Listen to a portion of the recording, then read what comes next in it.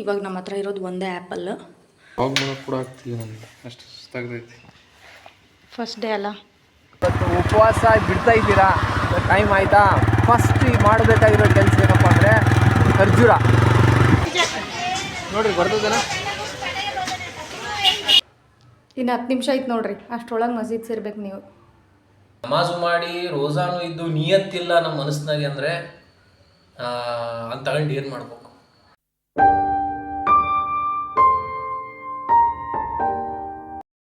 Hi friends, welcome back to my new vlog guys. ಇವತ್ತು ಬಂದುಬಿಟ್ಟು 4 o'clockಗೆ ನಾನು ಎದ್ದೆ. ಇವತ್ತು ಮೊದಲನೇ ಉಪವಾಸದ ದಿನ. ಸೊ ಹಾಗಾಗಿ 4 o'clockಗೆ ಎದ್ಬಿಟ್ಟು ಸ್ನಾನ ಮುಗಿಸ್ಕೊಂಡು ಇವಾಗ ತಹಜುದ್ ಪ್ರೇಯರ್ನ ಕಂಪ್ಲೀಟ್ ಮಾಡಿದೆ. ಕಂಪ್ಲೀಟ್ ಮಾಡಿಬಿಟ್ಟು ಈಗ ನೆಕ್ಸ್ಟು ನಾನು ಸೆಹರಿ ಬೆಳಗ್ಗೆ ಊಟ ಮಾಡಬೇಕೀಗ. ಊಟ ಮಾಡಿಬಿಟ್ಟು ನೆಕ್ಸ್ಟು ಮತ್ತೆ ಬೆಳಗಿನ ನಮಾಜ್ ಇದೆ, ಅದು ಬಂದುಬಿಟ್ಟು 5:45ಗೆ. 5:45ಗೆ ನಮಾಜ್ ಮುಗಿಸ್ಕೊಂಡು ನೆಕ್ಸ್ಟು ನಾನು ಡ್ಯೂಟಿಗೆ ಹೋಗಬೇಕು. ಸೊ ಹಾಗಾಗಿ ಇವಾಗ ಊಟಕ್ಕೆ ನಮ್ಮ ಪ್ರಿಪೇರ್ ಮಾಡ್ತಾಯಿದ್ದಾರೆ ಮನೇಲಿ. ರಾಗಿ ಮುದ್ದೆ, ಆಮೇಲೆ ವೆಜಿಟೇಬಲ್ ಸಾಂಬಾರು, ಆಮೇಲೆ ವೆಜಿಟೇಬಲ್ ಸಲಾಡು,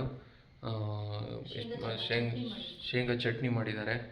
ಆಮೇಲೆ ಇವಾಗ ಬೆಳಗ್ಗೆಲ್ಲ ನಾನ್ ವೆಜ್ ಮಾಡಲ್ಲ, ಯಾಕಂದರೆ ನಾನ್ ವೆಜ್ ತಿಂದುಬಿಟ್ರೆ ಬೆಳಗ್ಗೆ ಸ್ವಲ್ಪ ಜಾಸ್ತಿ ಇದು ಅನಿಸುತ್ತೆ. ಆಮೇಲೆ ಬಾಡಿ ಡಿಹೈಡ್ರೇಟ್ ಆಗುತ್ತೆ ಡೈಲಿ ಫುಲ್ಲು.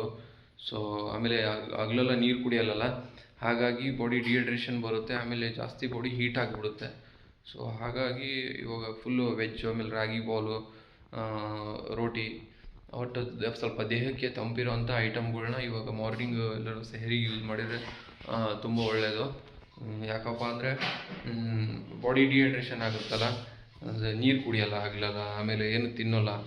ಸೊ ಆ ಟೈಮಲ್ಲಿ ಈ ಟೈಮಲ್ಲಿ ಇವಾಗ ನಾನ್ ವೆಜ್ ತಿಂದುಬಿಟ್ರೆ ಬಾಡಿ ಹೀಟ್ ಆಗುತ್ತೆ ಒಂದು, ಆಮೇಲೆ ಪದೇ ಪದೇ ಬಾಯಿ ಹರಿಸುತ್ತೆ. ಹಾಗಾಗಿ ಒಳ್ಳೆ ಮನೆಯಲ್ಲೇ ಪ್ರಿಪೇರ್ ಆದಂತಹ ಒಳ್ಳೆ ವೆಜ್ ಊಟನ ಬೆಳಗ್ಗೆ ಸೆಹರಿ ಅಂದರೆ ಬೆಳಗಿನ ಉಪಹಾರ ಇನ್ನು ತೊಗೋಬೇಕಂತ ಕೇಳ್ಕೊಳ್ತೀನಿ. ಆಮೇಲೆ ಓಕೆ ಗೈಸ್, ಇವಾಗ ಟೈಮ್ ಆಯಿತು ನನಗೆ, ಸೆಹರಿ ಟೈಮ್ ಆಗಿದೆ. ಸೊ ಹಾಗಾಗಿ ಇವಾಗ ನಾವು ಬೆಳಗಿನ ಊಟ ಮಾಡ್ತೀನಿ. ಈಗ ಮಾಡಿಬಿಟ್ಟು ನೆಕ್ಸ್ಟ್ ನಮಾಜ್ಗೆ ಹೋಗಬೇಕು. ಸೊ ಹೋಗಿ ಬಂದುಬಿಟ್ಟು ಮತ್ತೆ ನಿಮ್ಗೆ ಸಿಗ್ತೀನಿ.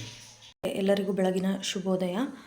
ಈಗ ತಾನೇ ಊಟ ಮಾಡಿಕೊಂಡು ನಮ್ಮ ಹಸ್ಬೆಂಡ್ ವಜು ಮಾಡಿ ಟೈಮ್ ಆಗಿತ್ತು, ಮಸ್ಜಿದಿಗೆ ಹೋದರು ನಮಾಜ್ ಮಾಡೋಕ್ಕೆ. ಸೊ ಈಗ ನಾನು ಜಸ್ಟ್ ವಜು ಮಾಡಿಬಿಟ್ಟು ನಮಾಜ್ ಮಾಡೋಕ್ಕೆ ಹೊರಡ್ತಾ ಇದ್ದೀನಿ. ಸೊ ಈ ರೂಮ್ ಬಂದುಬಿಟ್ಟು ನಮ್ಮದು ನಮಾಜ್ ಮಾಡೋ ಕೋಣೆ. ಇಲ್ಲೇ ನಾವು ಖುರಾನ್ ಎಲ್ಲ ಇಡ್ತೀವಿ, ಇಟ್ಟು ಇಲ್ಲೇ ನಮಾಜ್ ಮಾಡೋದು. ಈ ರೂಮಲ್ಲಿ ನಾವೇನೂ ಇಡಲ್ಲ. ಸೊ ಇದು ಪೂರ್ತಿ ಕ್ಲೀನ್ ಇರುತ್ತೆ. ಇಲ್ಲಿ ಖುರಾನ್ ಓದೋದು, ನಮಾಜ್ ಮಾಡೋದು, ತಸ್ಬಿ ಓದೋದು ಎಲ್ಲ ಇದೆ ರೂಮಲ್ಲಿ. ಸೊ ನಮಾಜ್ ಮಾಡಿದ್ಮೇಲೆ ಮತ್ತೆ ಸಿಗ್ತೀನಿ ನಿಮಗೆ. ನಮ್ಮ ಹಸ್ಬೆಂಡ್ ಕಂಪ್ನಿಗೆ ಹೋದರು. ಸೊ ಇವತ್ತು ಸಂಡೇ ಆಗಿರೋದ್ರಿಂದ ನಾನು ಒಂದು 2 ಅವರ್ ಮಲ್ಕೊಂಡಿದ್ದೆ. ಯಾಕಂದರೆ ಬೆಳಗ್ಗೆ ನಾವು ಎಕ್ಸಾಕ್ಟ್ 4 o'clockಗೆ ಎದ್ಬಿಡ್ತೀವಿ. ಸೊ 4ರಿಂದ 4:45 ತನಕ ಅದೇನೇ ಎಕ್ಸ್ಟ್ರಾ ಅಡುಗೆ ಏನಾದರೂ ಇದ್ದರೂ ಪ್ರಿಪೇರ್ ಮಾಡ್ಕೊಂಡ್ಬಿಡ್ತೀನಿ ನಾನು. ಸೊ ಅದಾದಮೇಲೆ ಫ್ರೆಶ್ ಅಪ್ ಆಗಿ 4:45 ಅಥವಾ 4:50ಇಂದ ಊಟ ಕೂತ್ಕೋತೀವಿ. ಎಕ್ಸಾಕ್ಟ್ 5:15ಗೆಲ್ಲ ಮುಗಿಸ್ತೀವಿ. 5:30ಗೆ ಬಂದುಬಿಟ್ಟು ಅಜಾ ಆಗುತ್ತೆ. 5:30 ಮೇಲೆ ನಾವು ಊಟನೂ ಮಾಡೋವಾಗಿಲ್ಲ ಮತ್ತು ನೀರೂ ಕುಡಿಯೋ ಆಗಿಲ್ಲ. ಆವಾಗಿಂದ ಟಿಲ್ 7:30 ತನಕನೂ ನಾವು ಉಪವಾಸ ಇರಬೇಕಾಗತ್ತೆ. ಸೊ ಹಾಗಾಗಿ ನಾನು ಈಗ ಎದ್ಬಿಟ್ಟು ಮನೆಯೆಲ್ಲ ಕ್ಲೀನ್ ಮಾಡಿಕೊಂಡೆ, ಮತ್ತು ಕಸ ಗುಡಿಸಿ ನೆಲೆಲ್ಲ ಒರೆಸಿ ಪಾತ್ರೆ ಎಲ್ಲ ತೊಳೆದಿಟ್ಟು ಸೊ ಈಗ ಕೂತ್ಕೊಂಡಿದ್ದೀನಿ. ಸೊ ನೆಕ್ಸ್ಟ್ ಈಗ ಮಧ್ಯಾಹ್ನ 1-1:15ಗೆ ಅಜಾ ಆಗುತ್ತೆ. 1 ಗಂಟೆಗೆ ಅಜಾ ಆಗುತ್ತೆ. 1:15 ತನಕ ಟೈಮ್ ಇರುತ್ತೆ ನಮಗೆ ಮಧ್ಯಾಹ್ನದ ನಮಾಜ್ ಮುಗಿಸ್ಕೊಳ್ಳೋಕ್ಕೆ. ಈಗ 2 o'clock ಆಯಿತು. 1:30ಗೆ ನಮಾಜ್ ಮುಗಿಸ್ದೆ, ಮಧ್ಯಾಹ್ನದ್ದು ಝೋಹರ್ ನಮಾಜ್ ಮುಗಿಸಿ ಈಗ ಅಡುಗೆ ಮಾಡೋಕ್ಕೆ ರೆಡಿ ಆಗ್ತಾಯಿದ್ದೀನಿ. ಆ್ಯಕ್ಚುಲಿ 4 ಗಂಟೆ ಮೇಲೇ ಅಡುಗೆ ಮಾಡೋದು ಯಾವಾಗ್ಲೂ. ಬಟ್ ಇವತ್ತು ಏನಕ್ಕೆ ನಾನು ಇಷ್ಟು ಬೇಗ ಅಡುಗೆ ಮಾಡೋಕ್ಕೆ ರೆಡಿ ಮಾಡ್ತಾಯಿದ್ದೀನಿ ಅಂತಂದರೆ, ಈಗ ರಾಣೆಬೆನ್ನೂರಿಗೆ ಹೋಗಬೇಕು. ವೆಜಿಟೇಬಲ್ಸ್ ಮತ್ತು ಫ್ರೂಟ್ಸ್ ಖಾಲಿ ಆಗಿದೆ, ಅದನ್ನು ತರೋಕ್ಕೆ. ಸೊ ಮತ್ತೆ ಬರೋದು ಎಷ್ಟೊತ್ತಾಗುತ್ತೋ ಏನೋ, ಲೇಟ್ ಆದರೆ ಅಡುಗೆ ಮಾಡೋಕ್ಕೆ ಮತ್ತೆ ತೊಂದರೆ ಆಗುತ್ತೆ. ಸೊ ಅವರು ತಡ್ಕೊಳ್ಳಲ್ಲ, ನಮ್ಮ ಹಸ್ಬೆಂಡ್ ಹೊಟ್ಟೆ ಹಸಿವು ತಡೆಯಲ್ಲ. ಸೊ ಅದಕ್ಕಾಗಿ ಆದಷ್ಟು ಬೇಗ ಅಡುಗೆ ಮಾಡಿಬಿಡ್ತೀನಿ. ಇವಾಗ ನಮ್ಮ ಹತ್ರ ಇರೋದು ಒಂದೇ ಆ್ಯಪಲ್, ಒಂದು ಫ್ರೂಟ್ಸ್ ಇದೆ ಮತ್ತು ಡೇಟ್ಸ್ ಇದೆ. ಸೊ ಇದೊಂದು ಪ್ಯಾಕೆಟ್ ಇದೆ ಡೇಟ್ಸು, ಇದಿನ್ನೂ ಓಪನ್ ಮಾಡಿಲ್ಲ. ಅದಾದಮೇಲೆ ಇನ್ನೊಂದು ಸ್ವಲ್ಪ ಇದೆ ಇದ್ರೊಳಗೆ ಒಂಚೂರು ಡೇಟ್ಸ್ ಇದೆ. ಸೊ ಉಪವಾಸ ನಾವು ಬಿಡೋದು ಡೇಟ್ಸಲ್ಲೇ. ಅದು ಬಿಡಬೇಕಾದ್ರೆ ನಾನು ನಿಮಗೆ ತೋರಿಸ್ತೀನಿ ಪ್ರೊಸೀಜರ್ ಯಾವ ಥರ ಅಂಥೇಳಿ. ಸೊ ಈಗ ನಾನು ಸಾಂಬಾರಿದೆ, ರೈಸು ಮತ್ತು ರೊಟ್ಟಿ ಮಾಡಿಟ್ಬಿಡ್ತೀನಿ. ಈವ್ನಿಂಗ್ ತಿನ್ನೋಕ್ಕೆ ಸರಿ ಹೋಗುತ್ತೆ. ಬಂದ ತಕ್ಷಣ ಊಟ ಮಾಡಬಹುದು, ಉಪವಾಸ ಬಿಟ್ಟು ಊಟ ಮಾಡಬಹುದು. ಇವಾಗ ರಾಣೆಬೆನ್ನೂರು ಸಿಟಿಗೆ ಹೋಗ್ತಾ ಇದ್ದೀವಿ ತರಕಾರಿ ಮತ್ತು ಫ್ರೂಟ್ಸ್ ತರೋಕ್ಕೆ. ಇನ್ನು 1 ಗಂಟೆಯಲ್ಲಿ ರಿಟರ್ನ್ ಆಗಬೇಕು.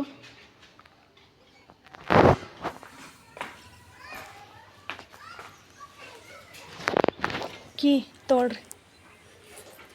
ಲಿಟ್ರಲಿ ಫುಲ್ ಆಲ್ಮೋಸ್ಟ್ ಎಲ್ಲರೂ ಸುಸ್ತಿರುತ್ತೆ. Adjust ಆಗಬೇಕಲ್ಲ body. ಕಂಪ್ನಿಯಿಂದ ಬಂದೆ, ಲಾಗ್ ಮಾಡೋಕೆ ಕೂಡ ಆಗ್ತಿಲ್ಲ ನನಗೆ, ಅಷ್ಟು ಸುಸ್ತಾಗ್ತೈತಿ. ಫಸ್ಟ್ ಡೇ ಅಲ್ಲ. ಕೀ ಎಲ್ಲಿದೆ? ಚಲೋ ಆಯ್ತಲ್ಲ.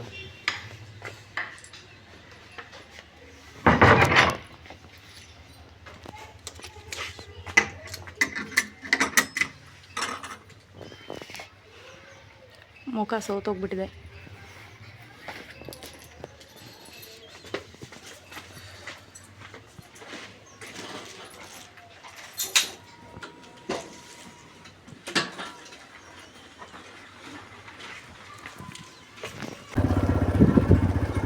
ಇದು ಯಾವುದು ಮದುವೆ ಕಾರ? ಇಷ್ಟು ಡೆಕೋರೇಟ್ ಆಗಿದೆ.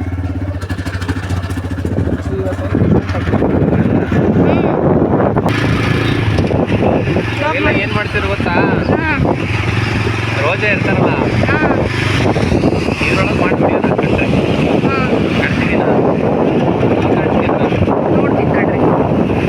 ಹಾಂ ಕಾಣ್ತಿದ್ದೀರಾ? ಇಲ್ಲ ಇಲ್ಲ, ಸ್ವಲ್ಪ ಲೈಟಾಗಿ.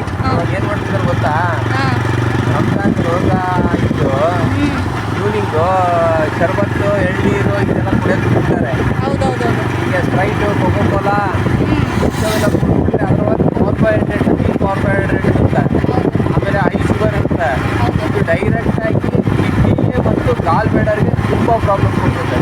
ಅದರಲ್ಲೂ ಕೋಲ್ಡ್ ಕುಡಿದ್ರಂತೂ ತುಂಬ ಡೇಂಜರ್. ನೋಡ್ರಿ, ಬೆಸ್ಟ್ ಅಂದರೆ ಇವತ್ತು ಉಪವಾಸ ಬಿಡ್ತಾ ಇದ್ದೀರಾ, ಟೈಮ್ ಆಯಿತಾ, ಫಸ್ಟ್ ಈಗ ಮಾಡಬೇಕಾಗಿರೋ ಕೆಲಸ ಏನಪ್ಪ ಅಂದರೆ ಖರ್ಜೂರ.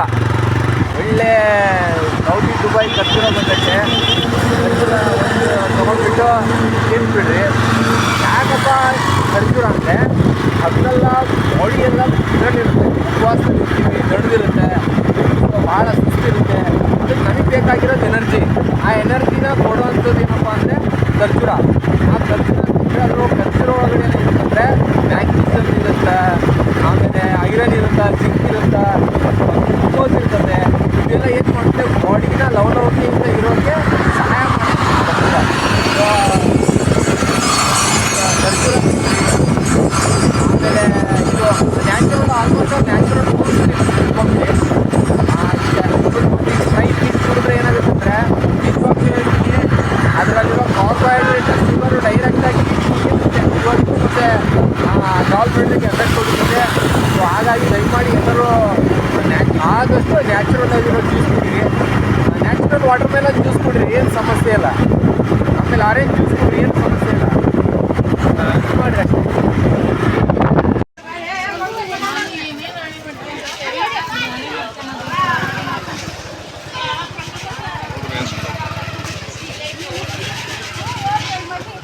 टमाटो भी ले 1 kg, कैरेट भी ले। मार्केट देखो क्या है।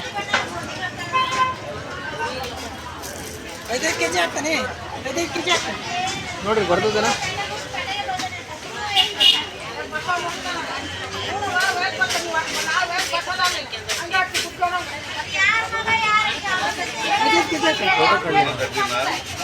ಇನ್ನು ಜಾಸ್ತಿ ಹಾಕಿನ ನಿನಗೆ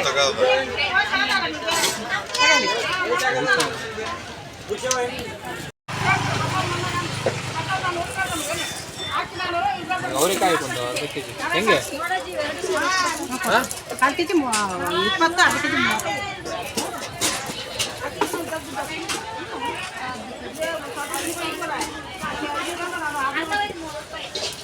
ಅರ್ಧ ಕೆ ಜಿ 30.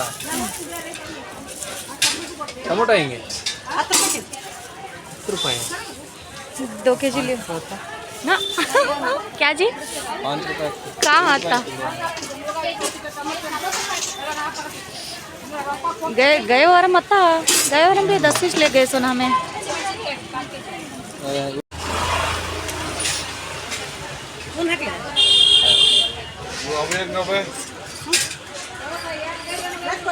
ಅಲ್ಲ ಇದು ಬಟಾಣಿ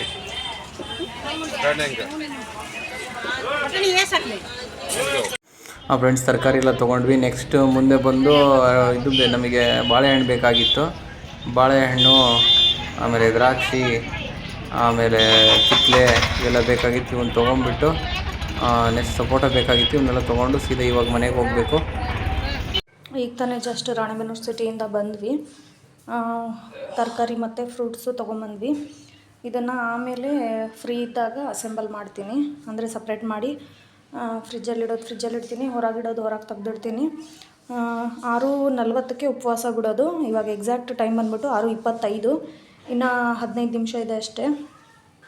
ಸೊ ಹಾಗಾಗಿ ಉಪವಾಸ ಬಿಡೋಕ್ಕೆ ರೆಡಿ ಮಾಡ್ಕೋತೀನಿ. ಸೊ ರೆಡಿ ಆದ್ರಾ? ವಜು ಮಾಡ್ಕೊಂಡ್ರಾ? ಈಗ ಹೊರಡ್ತಾ ಇದ್ದೀರಿ. ಉಪವಾಸ ಬಿಟ್ಟು ಬನ್ನಿ, ಊಟ ರೆಡಿ ಇರುತ್ತೆ. ಈಗ ನಮ್ಮ ಹಸ್ಬೆಂಡ್ ಹೊರಡ್ತಾ ಇದ್ದಾರೆ ಮಸ್ಜಿದಿಗೆ. ನಾವು ಮಾರ್ಕೆಟಿಗೆ ಹೋಗಿ ಕಲ್ಲಂಗಡಿ ಹಣ್ಣು ತಂದ್ವಿ, ಅದ್ರ ಜೊತೆಗೆ ಫ್ರೂಟ್ಸು ತರಕಾರಿ ಎಲ್ಲ ತಂದ್ವಿ. ಸೊ ಕಲ್ಲಂಗಡಿ ಹಣ್ಣನ್ನ ಮಸ್ಜಿದಿಗೆ ತೊಗೊಂಡು ಹೋಗ್ತಾ ಇದ್ದಾರೆ. ಕವರ್ ಬೇಕಾ? ಹೋಗಿ ಬರ್ರಿ. ಇನ್ನು 10 ನಿಮಿಷ ಆಯ್ತು ನೋಡ್ರಿ, ಅಷ್ಟರೊಳಗೆ ಮಸ್ಜಿದ್ ಸೇರ್ಬೇಕು ನೀವು. ನಂದು ಆಯಿತು, ವಜು ಮಾಡ್ಕೊಂಡು ಕುತ್ಕೋತೀನಿ ನಾನು.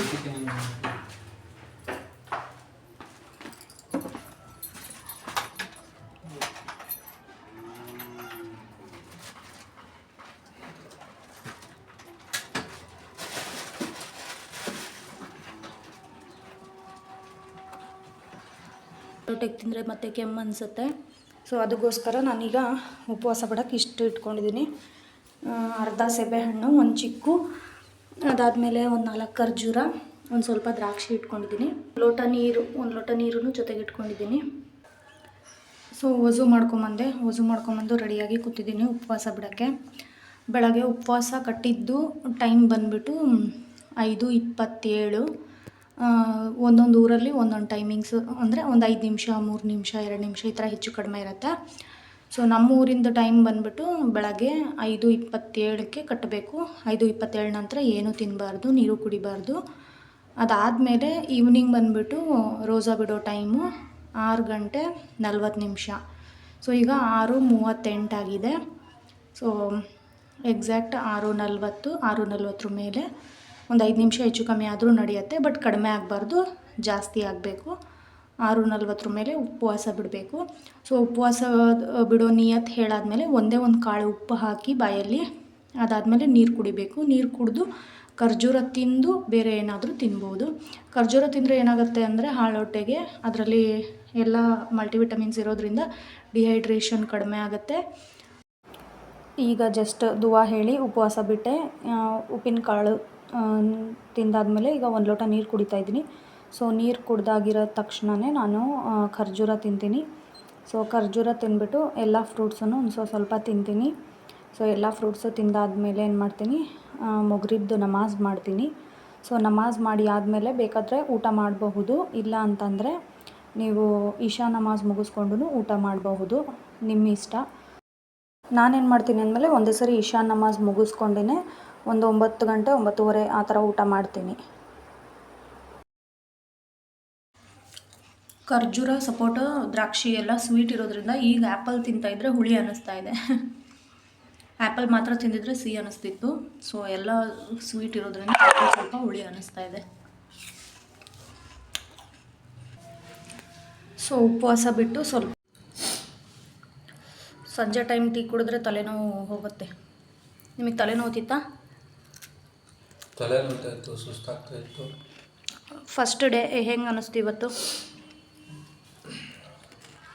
ನಿಮ್ಮ ಫೀಲಿಂಗ್ಸ್ ಶೇರ್ ಮಾಡಿ. ಫಸ್ಟ್ ಡೇ ತುಂಬ ಚೆನ್ನಾಗಿತ್ತು. ಬೆಳಗ್ಗೆ ಎದ್ದು 4 ಗಂಟೆಗೆ ನಮಾಜ್ ಮಾಡ್ಕೊಂಡು ತಾಜುದ್ ನಮಾಜ್ ಮಾಡಿಕೊಂಡು ಆಮೇಲೆ ಬೆಳಗಿಂದು ಊಟ ಮಾಡಿಬಿಟ್ಟು ನೆಕ್ಸ್ಟು ನಮಾಜ್ ಬೆಳಗಿಂದಾಗಿ ರೋಜಾ ಇತ್ತು. ಈ ತಿಂಗಳು ಅನ್ನೋದು ನಮಗೆ ಹೆಂಗಿತ್ತು ಅಂತ ಕೇಳಬಾರ್ದು. ಯಾಕಂದರೆ ಈ ತಿಂಗಳು ಇರೋದೇ ಒಂದು ಹುಮ್ಮಸ್ನಿಂದ ಇರೋಕ್ಕೆ, ಧ್ಯಾನದಲ್ಲಿರೋಕ್ಕೆ, ನಮಾಜಲ್ಲಿರೋಕ್ಕೆ, ಜಕಾತಲ್ಲಿರೋಕ್ಕೆ. ಏನಂತಾನೆ ದೇವರು ಪ್ರತಿ ಒಂದು ವರ್ಷ ದುಡಿತೀಯ ಒಂದು ವರ್ಷ ದುಡಿಯೋದೇ ನಿನ್ನ ಕೆಲಸ. ಇದು ಒಂದು ತಿಂಗಳು ನನಗಾಗಿ ಮುಡಿಪಾಗಿಡು, ಇದನ್ನು ನಿನಗಾಗಿ ಮುಡಿಪಾಗಿಡು, ನಿನ್ನ ಫ್ಯೂಚರ್ಗಾಗಿ ಮುಡಿಪಾಗಿಡು. ಇದು ಒಂದು ತಿಂಗಳು. ವರ್ಷ ಪೂರ್ತಿ ದುಡಿಯೋದಿದ್ದಿದೆ. ಈ ತಿಂಗಳು ಭಾಳ ಕಸರತ್ತಿಂದ ನಮಾಜ್ ಮಾಡು, ರೋಜೆ ಇರು, ಜಕಾತ್ ಕೊಡು, ಪಿತ್ರಾ ಕೊಡು. ಈ ತಿಂಗಳ ಸಂದೇಶನೇ ಇದು. ನಾವು ಎಷ್ಟೆಷ್ಟು ನಮಾಜ್ ಮಾಡ್ತೀವಿ, ಎಷ್ಟು ರೋಜಾ ಇರ್ತೀವಿ, ಎಷ್ಟು ನಿಯತ್ತಿಂದ ಇರ್ತೀವಿ. ಈಗ ನಮಾಜು ಮಾಡಿ ರೋಜಾನು ಇದ್ದು ನಿಯತ್ತಿಲ್ಲ ನಮ್ಮ ಮನಸ್ಸಿನಾಗೆ ಅಂದರೆ ಅಂತ ತಗೊಂಡು ಏನು ಮಾಡ್ಬೇಕು? ಅವ್ನ ದೇವ್ರನ್ನು ಇವನ್ನೆಲ್ಲ ತಗೊಂಡು ಮಕ್ಕದ ಮೇಲೆ ಬಿಸಾಕ್ತಾನೆ. ಯಾಕೆ? ನಿಯತ್ತಿಲ್ಲ ಇವಾಗಿನ ಮನುಷ್ಯರಿಗೆ.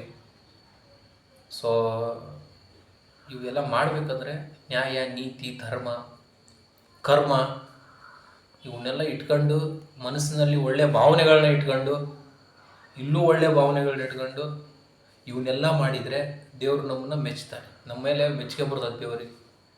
ಇದೇ ಸಂದೇಶ ಕೊಡ್ತಾ ಇರೋದು ರಂಜಾನ್ ತಿಂಗಳಂದ್ರೆ ಏನು, ಹೌದಾ? ಇವನ್ನೆಲ್ಲ ಹೇಳ್ಬಿಟ್ಟು ಇಷ್ಟೇ ಸಿಂಪಲ್ ಆಗ್ಬೇಕು. ಇಷ್ಟು ತಿಂಗಳು ವರ್ಷಾನುಗಟ್ಟಲೆ ದುಡಿಯೋದು ಅದರಲ್ಲಿ ಇದ್ಬಿಟ್ಟಿಯಪ್ಪ. ಇದೊಂದು ಪವಿತ್ರವಾದಂಥ ರಂಜಾನ್ ತಿಂಗಳಲ್ಲಿ ನನಗಾಗಿ ಕೊಡ್ರಿ, ನಮಾಜ್ಗಾಗಿ ಕೊಡ್ರಿ, ರೋಜಾಕ್ಕಾಗಿ ಕೊಡ್ರಿ ಅಂತೇಳಿ ಅಲ್ಲಾ ತಾಲ ಹೇಳ್ತಾನೆ ದೇವರು. ಇಷ್ಟು ಪುಣ್ಯ ರೋಜೆ ಚೆನ್ನಾಗೇ ಇತ್ತು.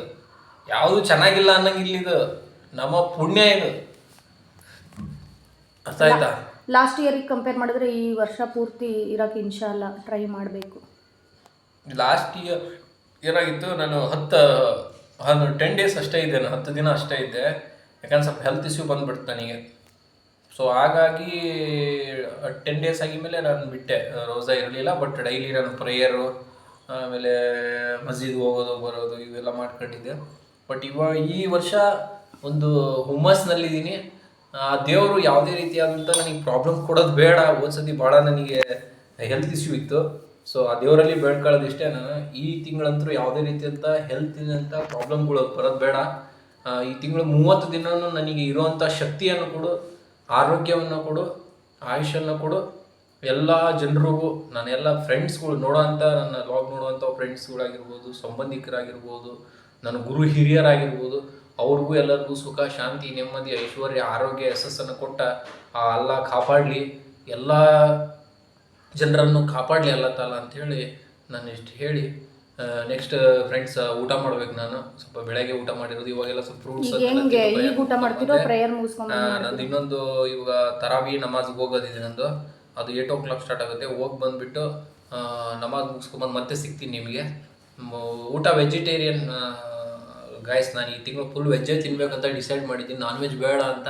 ಯಾಕಂದರೆ ಹೋದ ವರ್ಷ ಇದೇ ಪ್ರಾಬ್ಲಮ್ ಆಗಿದ್ದು. ಮೇನ್ ನನಗೆ ಕಿಡ್ನಿ ಸ್ಟೋನಿಂಗ್ ಪ್ರಾಬ್ಲಮ್ ಆಗಿದೆ ನಾನ್ ವೆಜ್ ತಿಂದಿದ್ದ. ಸೊ ಈ ವರ್ಷ ತಿಂದ್ರೂ ಕೂಡ ಕಡಿಮೆ ತಿಂತೀನಿ. 1-2 ಪೀಸ್ ತಿಂದ್ಬಿಟ್ಟು ಊಟ ಕಂಪ್ಲೀಟ್ ಮಾಡಕ್ಕೆ ಪ್ರೋಟೀನ್ ಒಂದು ಬೇಕು. ಸೊ ಹಾಗಾಗಿ 1 ಪೀಸ್ 2 ಪೀಸ್ ತಿಂದು ಇದು ಕಂಪ್ಲೀಟ್ ಮಾಡ್ತೀನಿ. ಈ ಒಂದು ಸ್ವಲ್ಪನೂ ತಿನ್ನಲಿಲ್ಲ ಅಂದರೆ ಮತ್ತೆ ವೀಕ್ ಆಗಿಬಿಡ್ತೀನಿ, ನಾನು ಪ್ರೋಟೀನ್ ಇಲ್ಲಂಗೆ. ಸೊ 1-2 ಪೀಸ್ ತಿಂದು ನೋಡೋಣ. ನಾ ಆಲ್ಮೋಸ್ಟ್ ಆಲು ಮೊಸರು, ಮಜ್ಜಿಗೆ ಈ ಥರ ಊಟ ಮಾಡಬೇಕು. ರಾಗಿ ಅಂಬ್ಲಿ, ರಾಗಿ ಗಂಜಿ ಈ ಥರ ಊಟ ಮಾಡ್ಬೇಕು ಅನ್ನೋದು ಐತೆ ನಂದು.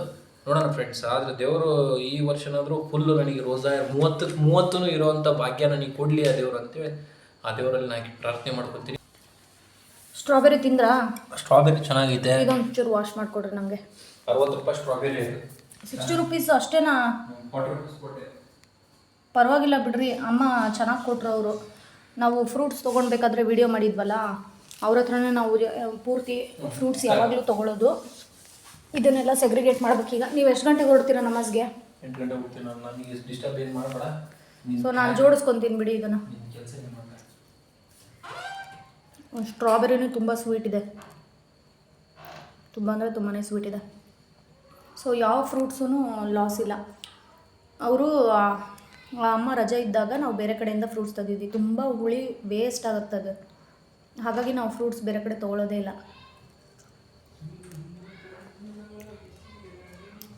ಈಗ ಇದೆಲ್ಲ ಜೋಡಿಸಿಟ್ಕೋಬೇಕು ನಾನು.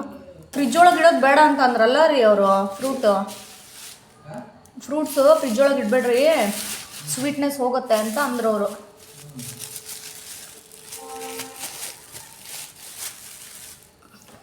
ಸೊ ನಾಳೆ ನುಗ್ಗೆಕಾಯಿ ಸಾರು ಮಾಡಬೇಕು. ನುಗ್ಗೆಕಾಯಿನೂ ಹೀಟು, ಬಟ್ ಇದು ತುಂಬ ಫೈಬರ್ ಕಂಟೆಂಟ್ ಇರುತ್ತೆ ಇದರಲ್ಲಿ. ನುಗ್ಗೆ ಸೊಪ್ಪಿಂದು ಬಸ್ಸಾರು ಮಾಡಬೇಕು, ಅದು ತುಂಬ ಚೆನ್ನಾಗಿರುತ್ತೆ.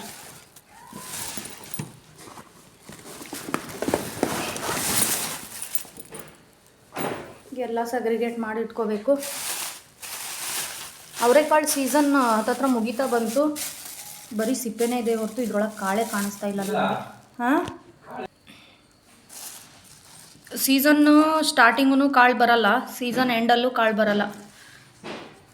ತೊಗರಿ ಕಾಳಲ್ಲ, ಅವರೆಕಾಳು ನೋಡಬೇಕು ಮಾಡಿ ಅವರೆಕಾಳು ಸಾರು ಮಾಡಬೇಕು. ಸೌತೆಕಾಯಿ 1 kg ತೊಗೊಂಡ್ವಿ, ಯಾಕಂದರೆ ಬೇಸಿಗೆ ಕಾಲದಲ್ಲಿ ಸೌತೆಕಾಯಿನೇ ಮೇಯ್ನ್ ಇಂಪಾರ್ಟೆಂಟು. ಸೌತೆಕಾಯಿ ಮೆಂತ್ಯ ಸೊಪ್ಪೆ ಮೇಯ್ನ್ ನಮಗೆ. ಏನಕ್ಕೆ ಅಂತಂದರೆ ಸೊ ಅವ್ರಿಗೆ ಯಾವಾಗಲೂ ಸಲಾಡ್ ಇಂಪಾರ್ಟೆಂಟು, ಅದರಲ್ಲೂ ಮೆಂತ್ಯ ಸೊಪ್ಪಿನ ಪಚ್ಚಡಿ ಅಂದರೆ ಅವ್ರ ಫೇವ್ರೇಟು.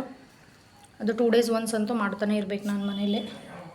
ಸೊ ಹಾಗಾಗಿ ನಾವು ಸೌತೆಕಾಯಿ ಮೆಂತ್ಯ ಸೊಪ್ಪು ಮಾತ್ರ ಕಾಮನ್ ಮಾರ್ಕೆಟಿಗೆ ಹೋದರೆ ತರೋದು. ಸೊ ಸೊಪ್ಪು ಪರವಾಗಿಲ್ಲ, ಸಸ್ತಾ ಸಿಕ್ತು. 5 ರೂಪಾಯಿಗೆ 1, 10 ರೂಪಾಯಿಗೆ 2. ಕೊತ್ತಂಬರಿನೂ ಅಷ್ಟೇ. ಟೊಮೆಟೊ ಈಗ 10 ರೂಪಾಯಿ kg ಆಗಿದೆ. ಸೊ ಈಗೆಲ್ಲ ಒಂದೊಂದು ಕವರಿಗೆ ಸಪ್ರೇಟಾಗಿ ಹಾಕಿಟ್ಕೊಂಡು ತೆಗ್ದಿಟ್ಬಿಡ್ತೀನಿ. ಅಡುಗೆ ಅಂತೂ ರೆಡಿ ಇದೆ. ಹೆಸರು ಕಾಳು ಪಲ್ಯ ಬಳಕ್ನಂಗೆ ಮಾಡಿದ್ದೀನಿ. ಅಂದರೆ ಈ ಕಡೆ ಸಾರು ಅಲ್ಲ, ಈ ಕಡೆ ತುಂಬ ಗಟ್ಟಿನೂ ಅಲ್ಲ, ಆ ಥರ ಮಾಡಿದ್ದೀನಿ. ರೊಟ್ಟಿ ಇದೆ, ಅನ್ನ ಇದೆ, ಸಾರಿದೆ, ಚಟ್ನಿನೂ ಇದೆ ಬೆಳಗ್ಗೆ ಮಾಡಿದ್ದು. ಫ್ರೂಟ್ಸ್ ಎಲ್ಲ ತೆಗ್ದಿಟ್ಟು ಮತ್ತೆ ಸಿಗ್ತೀನಿ ಫ್ರೆಂಡ್ಸ್ ನಿಮಗೆ.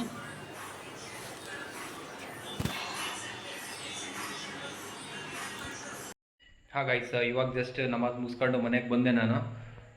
ಸ್ವಲ್ಪ ಟಯರ್ಡ್ ಇತ್ತಲ್ಲ, ಹಾಗಾಗಿ ಲಾಗ್ ಜಾಸ್ತಿ ನಾನು ಮಾತಾಡೋಕ್ಕಾಗಿಲ್ಲ ಇವತ್ತು ಲಾಗಲ್ಲಿ. ನಮ್ಮ ವೈಫ್ ಇವತ್ತು ಸ್ವಲ್ಪ ಜಾಸ್ತಿ ಮಾತಾಡ್ತಿದ್ದಾರೆ. ಫಸ್ಟ್ ರೋಜಾ ಅಲ್ಲ, ಸ್ವಲ್ಪ ಸುಸ್ತಾಗುತ್ತೆ 1-2ಕ್ಕೆ. ಸೊ ಹಾಗಾಗಿ ಎಷ್ಟಾಗುತ್ತೆ ಅಷ್ಟು ಇವತ್ತು ಲಾಗ್ ಮಾಡಿದ್ದೀವಿ. ಮತ್ತು ಆ್ಯಕ್ಚುಲಿ ಡಿಹೈಡ್ರೇಷನ್ ಜಾಸ್ತಿ ಆಗ್ತಾಯಿತ್ತು ನನಗೆ. ಡಾಕ್ಟ್ರು ನನಗೆ ಸಜೆಸ್ಟ್ ಮಾಡಿರೋದು ಜಾಸ್ತಿ ನೀರು ಕುಡಿಬೇಕಂತ. ಯಾಕಂದರೆ ಲಾಸ್ಟ್ ಟೈಮೆಲ್ಲ ಕಿಡ್ನಿ ಸ್ಟೋನ್ ಪ್ರಾಬ್ಲಮ್ ಆಗಿಬಿಟ್ಟು ಸ್ವಲ್ಪ ಜಾಸ್ತಿ ಯೂರಿನ್ ಇನ್ಫೆಕ್ಷನ್ ಆಗ್ತಾಯಿತ್ತು. ಸೊ ಹಾಗಾಗಿ ನೀರು ಕುಡಿತಾ ಇಲ್ಲಲ್ಲ ಇವಾಗ ಉಪವಾಸ ಇರೋದ್ರಿಂದ, ಅದರಿಂದ ಸ್ವಲ್ಪ ಡಿಹೈಡ್ರೇಷನ್ ಜಾಸ್ತಿ ಆಗ್ತಾಯಿದೆ. ಹಾಗಾಗಿ ಸ್ವಲ್ಪ ಸುಸ್ತು ಇದೆ. ಸೊ ಜಾಸ್ತಿ ಲಾಗ್ ಮಾಡೋಕ್ಕೆ ಆಗಿಲ್ಲ ಇವತ್ತು ನಾನು ಮಾತಾಡೋಕ್ಕೆ. ಬಟ್ ನಮ್ಮ ವೈಫ್ ಮಾತಾಡಿದ್ದಾರೆ. ಇವತ್ತು ಎಷ್ಟಾಗುತ್ತೋ ಅಷ್ಟು ಮಾಡಿದ್ದೀನಿ. ಮತ್ತು ಮುಂದಿನ ದಿನಗಳಲ್ಲಿ ಒಳ್ಳೆ ಕಂಟೆಂಟ್ಗಳನ್ನ ಮತ್ತು ಒಳ್ಳೆ ಲಾಗ್ ಮಾಡೋಕ್ಕೆ ಟ್ರೈ ಮಾಡ್ತೀನಿ. ಐ ಹೋಪ್ ಯು ಗೈಸ್ ಇವತ್ತಿನ ಲಾಗು ನಿಮಗೆ ತುಂಬ ಇಷ್ಟ ಆಗಿದೆ ಅಂದ್ಕೊಂಡಿದ್ದೀನಿ. ಸೊ ಇಷ್ಟ ಆಗಿದ್ದರೆ ಲೈಕ್ ಮಾಡಿ, ಶೇರ್ ಮಾಡಿ, ಕಮೆಂಟ್ ಮಾಡಿ. ಓಕೆ ಗೈಸ್, ಇವತ್ತಿನ ಲಾಗ್ನ ಇಲ್ಲಿಗೆ ಎಂಡ್ ಮಾಡ್ತೀನಿ. Good night.